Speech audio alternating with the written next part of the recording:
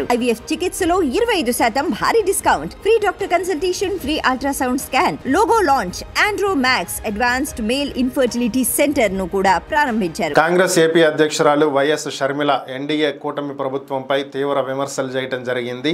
పల్నాడు ప్రాంతంలో రైతులు విత్తనాల కోసం రాత్రిపూట కూడా విత్తన కేంద్రాల వద్ద బారులు తీరి ఉన్నారని, జోరు వర్షంలో మహిళలను విత్తనాల కోసం నుంచోపెట్టడమేనా కూటమి ప్రభుత్వ లక్ష్యం అని చెప్పి ఆమె నిలదీశారు.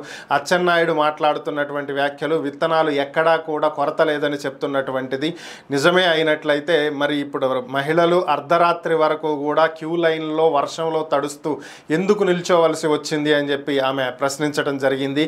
గత ప్రభుత్వంలో జగన్మోహన్ రెడ్డి ఇలాగే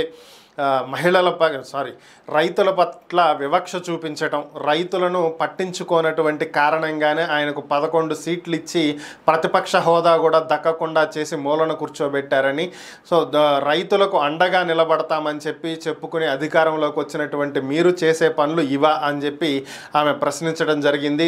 రైతులకు విత్తనాలు అందుబాటులో తీసుకురాకపోయినా, విత్తనాలు ఎరువులు అన్నీ కూడా సబ్సిడీల మీద రైతులకు అందించకపోయినా ధర్నాకు దిగుతామని చెప్పి ఆమె హెచ్చరించడం జరిగింది.